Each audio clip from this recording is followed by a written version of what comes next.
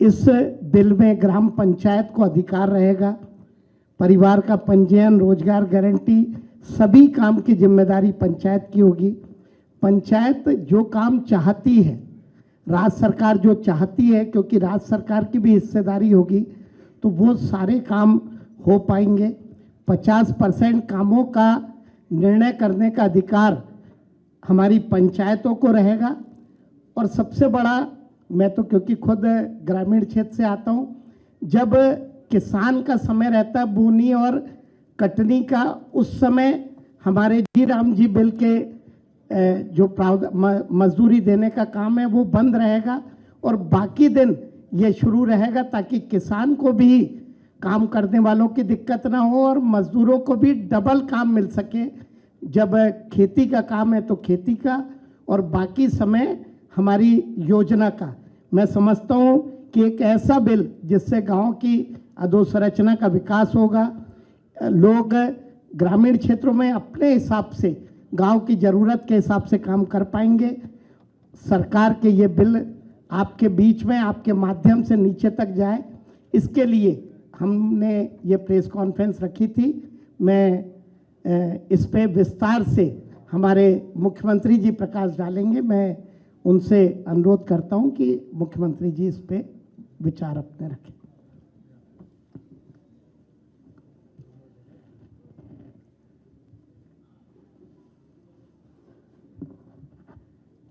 मध्य प्रदेश सरकार, भारत सरकार द्वारा जी राम जी जो वर्तमान में हमारे सबके लिए ग्रामीण क्षेत्र में काम करने के लिए ज़्यादा अनुकूलता के साथ, ज़्यादा धनराशि के साथ, सभी प्रकार के चीज़ों को जोड़ करके ये जो नया बिल आया है, जिसके माध्यम से मध्य प्रदेश के लिए एक सौभाग्य रहेगा, क्योंकि सबसे बड़ा भौगोलिक एरिया में से दूसरे नंबर का राज्य हमारा है। और ऐसे में जब हमारे अपने ग्रामीण क्षेत्र के सभी प्रकार के विकासपरक कामों के लिए, रोजगार आधारित कामों के लिए जयराम जी के आधार पर बड़ी धनराशि माननीय प्रधानमंत्री जी के माध्यम से देश को दी गई है। मैं माननीय प्रधानमंत्री श्रीमान नरेंद्र मोदी जी का, माननीय कृषि मंत्री श्रीमान शिवराज सिंह जी का आभार भी मानता हूं कि ये सच में समयपूर्ण है और हमारे लिए सौभाग्य की बात है कि मध्य प्रदेश में हमारे माननीय अध्यक्ष हेमंत जी ने अपनी बात रखी। माननीय हमारे पंचायत ग्रामीण विकास मंत्री श्रीमान प्रहलाद पटेल जी यहाँ मौजूद है, खेल मंत्री माननीय विश्वास सारंग जी, कृषि मंत्री अदल सिंह कंसाना जी, श्रीमान लखन पटेल जी, हमारे बीच में जयपाल चावड़ा जी, यहाँ का आशीष जी, और हम सब मिलकर के आज के इस अवसर पर खास करके केंद्र सरकार ने अधिसूचना जारी कर राज्य सरकार को 6 महीने के भीतर विधेयक के संगत एक स्कीम अधिसूचित करने के संबंध में जो अपेक्षा की है, हम उस पर काम भी करेंगे। इस प्रकार का मुझे बताया गया है कि मनरेगा के माध्यम से 100 दिवस के रोजगार की गारंटी थी, उसको बढ़ाकर 125 दिवस किया गया है। तो ये निश्चित रूप से उससे आगे बढ़ के करने वाला कदम है। इसी प्रकार से अधोसंरचना के लिए भी, जिस प्रकार से स्थायी कामों के लिए इसमें आजीविका सृजित होगी, कौशल उद्यमिता में काम होगा। अब हम सब जानते हैं कि हमारे यहाँ कौशल की बात कर रहे हैं, उद्यमिता की बात कर रहे हैं, तो उसमें भी बड़ी संभावना है। मनरेगा में वर्ष में कभी भी मजदूरी प्राप्त कर सकते हैं और खास करके व्यस्तम समय से लेकर विशेष रूप से बुआई और कटाई, कृषि श्रमिकों को काम की उपलब्धता को सुनिश्चित किया जाएगा। इसके अधिनियम में राज्यों को एक वित्तीय वर्ष में कुल मिलाकर 60 दिन का अधिसूचित करने का प्रावधान है। बुआई कटाई की अवस्था सम्मिलित की और जिस प्रकार से इस अधिनियम में जो भविष्य की संभावना है, अर्थात प्राकृतिक आपदा, ऐसे कई निश्चय करते हुए इसमें गुंजाइश दी गई है, जो हमारे लिए पहले चुनौती रहती थी। और राज्य और केंद्र के मध्य भी राशि की साझेदारी भी इसमें बनाने के लिए बहुत अच्छे से, लगभग ये जो राज्यों के लिए 60-40 का रेशो इसमें रखा है। इसके आधार पर हमारे लिए हमारे ग्रामीण क्षेत्र में, चूँकि हमारे यहाँ ट्राइबल का बेल्ट भी है और कई आकांक्षी जिलों के अंदर भी काम होता है, ऐसे में जब हमने तो अपना इसका दायरा बढ़ा करके गौशाला तक जोड़ा है, कहीं तालाब निर्माण से लगा करके गाँवों के अंदर के भी जन कल्याणकारी कामों के लिए विस्तृत दायरा लिया है। मैं उम्मीद कर रहा हूँ कि इस अधिनियम का सच में रोजगार का, इसमें कानूनी अधिकार के लिए का दिया है। 125 दिन तो उनको दिए ही हैं। अब इस बात को तो किसी से कोई छिपा नहीं सकते हैं कि पहले के इस दिन 100 दिन थे, अब 125 दिन हुए। अब इसमें और आगे जाकर देखें तो वंचितों, विशेषकर महिलाओं को, SC ST को, भूमिहीन परिवारों को विशेष प्रावधान के अंतर्गत इसमें लाभ देने की प्लानिंग की गई है। इसमें दर निर्धारण की भी अच्छी पद्धति लगाई है, जिसमें कहा गया कि अकुशल शारीरिक कार्यों की मजदूरी दरें केंद्र सरकार तय करेगी और जब तक अलग से नई मजदूरी दरें घोषित नहीं होगी तब तक महात्मा गांधी नरेगा के अंतर्गत तय मजदूरी से ही दरें देंगे। अब ये इसके कई अंदर की चुनौतियों के आधार पे भी जो कठिनाई होती है, और हम सब जानते हैं कि पहले नरेगा था, नरेगा से मनरेगा बना और मनरेगा से जीराम जी बना, तो सुधार और संशोधन तो प्रक्रिया का हिस्सा है।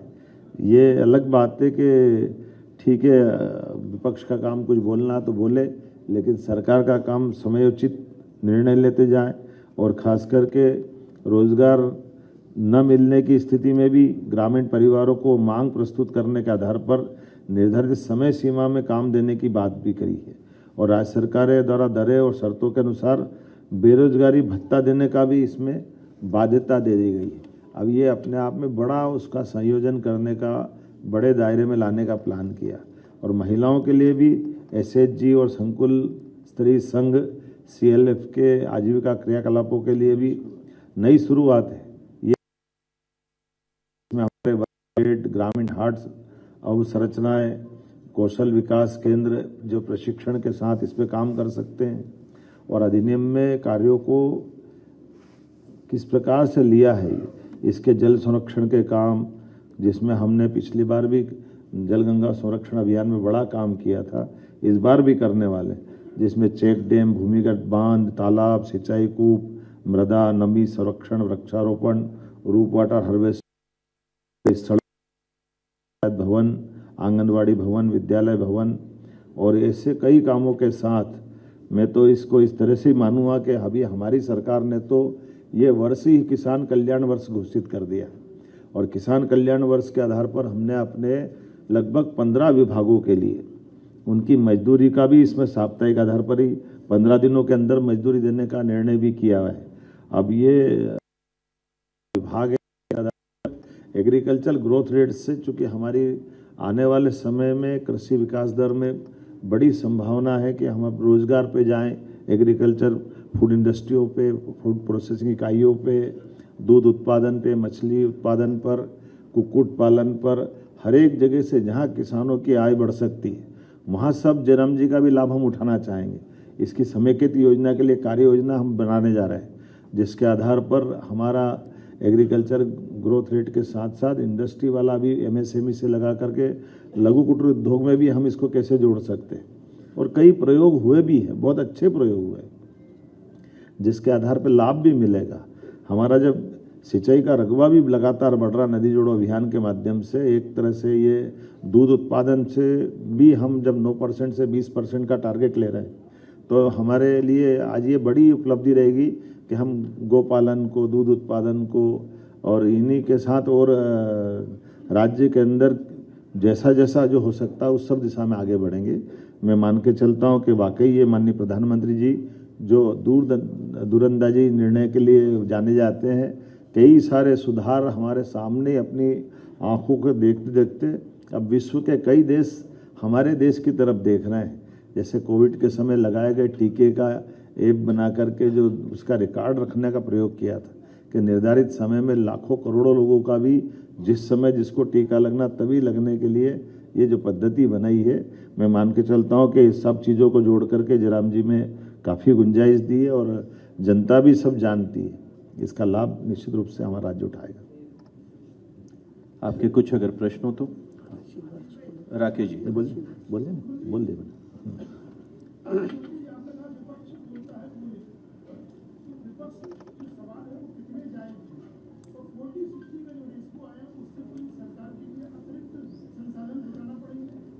हमारी सरकार इसमें सक्षम है। हम ये 40-60 का जो रेशो है वो बहुत पहले लागू किए है और ये बात बिल्कुल सही है कि विपक्ष का काम उनके प्रश्न करना है, लेकिन विपक्ष भी तथ्यात्मक बात नहीं कह रहा है। इसकी कमी है तो बताए ना, कांग्रेस अध्यक्ष बताए, राहुल गांधी जी बताए, जीतू पटवारी जी बताए कि हाँ ये इसमें ऐसा करना था, वैसा करना था। तो विरोध के लिए विरोध के बजाय सकारात्मक के आधार पर तथ्यात्मक बात आए तो ध्यान में। शरद जी, शरद जी हाँ।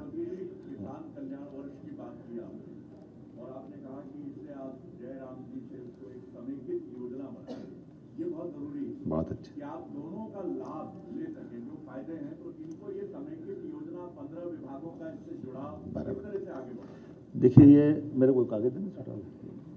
अब ये मैं आपको 15 विभाग बता देता हूँ कि कृषि कल्याण के साथ उद्यानिकी, पशुपालन, सहकारिता, खाद्य नागरिक आपूर्ति, पंचायत ग्रामीण विकास, नवकरणीय ऊर्जा, बड़े बड़े विभाग से भी एग्रीकल्चर के आधार पर, जैसे उदाहरण के लिए जल संसाधन है। अब जल संसाधन में हम जब नदी जोड़ पे काम कर रहे हैं तो ये बूंद बूंद जल संरक्षण से लगा करके गाँवों के अंदर पीने के पानी से और बाकी जल संरचनाओं पे काम कर सकेंगे, क्योंकि हमारे यहाँ भौगोलिक जो सरफेस है वो भी अलग अलग प्रकार की है।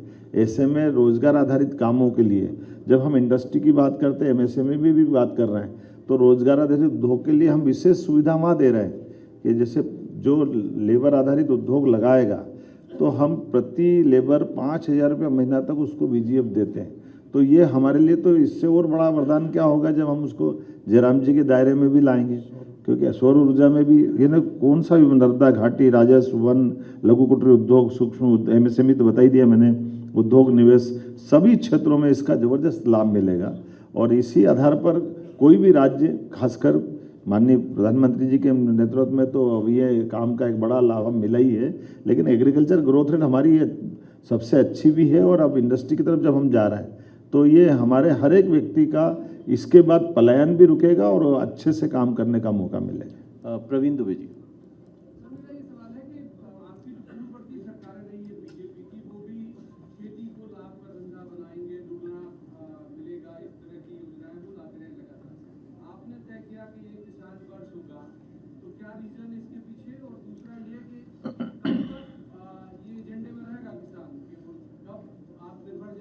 जब तक धरती पे इंसान रहेगा तब तक किसान रहेगा।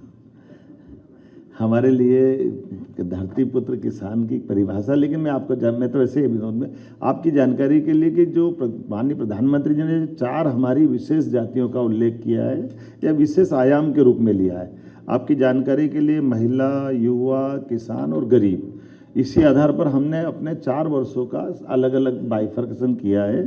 पहला 2024 को हमने बहनों के लिए नारी वर्ष के नाते से घोषित किया था।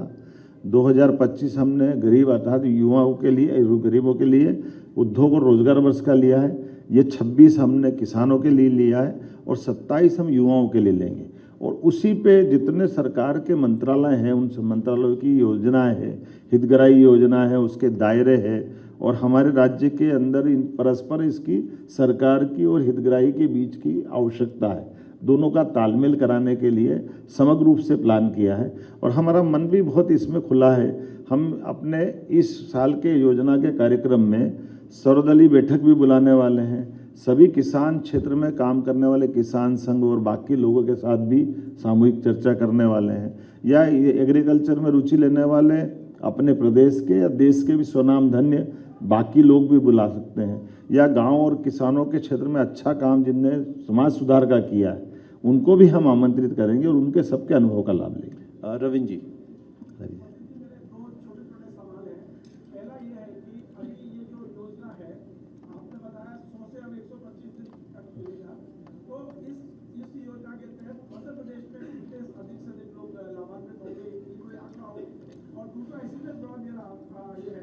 जब भी कोई नई योजना बनती है उससे नीचे क्रियान्वयन तक जब तक कोई नया इंफ्रास्ट्रक्चर तैयार नहीं होगा, क्या आप इस बात की गारंटी देंगे कि जो भारत सरकार ने ये योजना बनाई है उसे मध्य प्रदेश में खर्चा 6% से 9% कर दिया, अमला बढ़ाएंगे?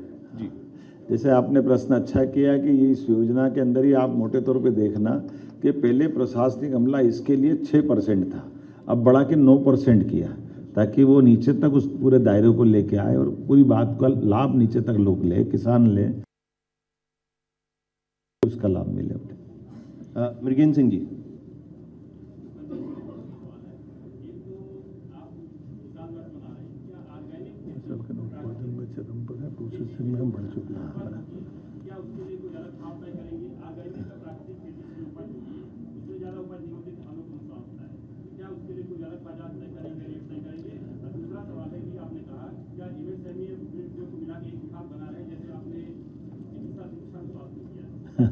मैं दोनों प्रश्न के उत्तर देता हूँ। आपने अच्छा प्रश्न किया है।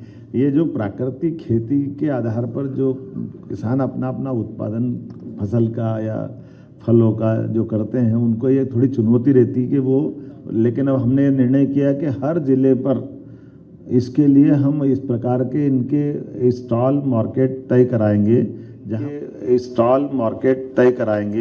जहां प्राकृतिक खेती से उत्पाद में उपलब्ध जनता को रहे। और अभी तक जैसे कृषि उपज मंडी में फसल वगैरह में भी इसकी गुंजाइश नहीं थी, तो आने वाले समय में इसी पे काम करेंगे ताकि ये प्राकृतिक खेती को बढ़ावा दिया सके। और दूसरा आप जो आपने बताया कि इसके लिए विशेष और दूसरे प्रकार के अनुदान वगैरह भी हम प्रारंभ करने वाले हैं ताकि लोगों को और प्रोत्साहन मिले।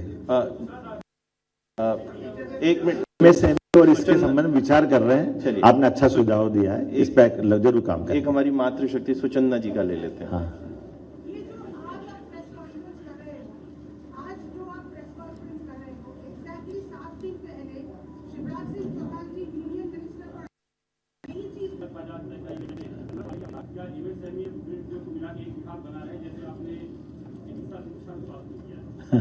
मैं दोनों प्रश्न के उत्तर देता हूँ। आपने अच्छा प्रश्न किया है। ये जो प्राकृतिक खेती के आधार पर जो किसान अपना अपना उत्पादन फसल का या फलों का जो करते हैं, उनको ये थोड़ी चुनौती रहती है कि वो, लेकिन अब हमने निर्णय किया कि हर जिले पर इसके लिए हम इस प्रकार के इनके स्टॉल मार्केट तय कराएंगे, जहां प्राकृतिक खेती से उत्पाद में उपलब्ध जनता को रहे। और अभी तक जैसे कृषि उपज मंडी में फसल वगैरह में भी इसकी गुंजाइश नहीं थी, तो आने वाले समय में इसी पे काम करेंगे ताकि ये प्राकृतिक खेती को बढ़ावा दिया सके। और दूसरा आप जो आपने बताया कि इसके लिए विशेष और दूसरे प्रकार के अनुदान वगैरह भी हम प्रारंभ करने वाले हैं ताकि लोगों को और प्रोत्साहन मिले। एक मिनट में से और इसके संबंध में विचार कर रहे हैं। चलिए, आपने अच्छा सुझाव दिया है, इस पे जरूर काम करें। एक हमारी मातृशक्ति सुचंदा जी का ले लेते हैं। हाँ, ये जो आज आप प्रेस कॉन्फ्रेंस कर रहे हो, आज जो आप प्रेस कॉन्फ्रेंस कर रहे हो, एग्जैक्टली 7 दिन पहले शिवराज सिंह चौहान जी यूनियन मिनिस्टर पर यही चीज बोल जिले में आ जाएगी। क्या वो प्रेस कॉन्फ्रेंस ऑफिशियल नहीं था? दीदी मैं बोल लूं? बस ठीक है।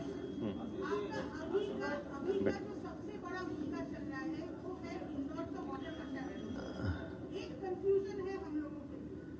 आपका सरकार बोल रहा है 6 लोगों की डेथ हुई है, जबकि 18 लोगों को कॉम्पेंसेशन।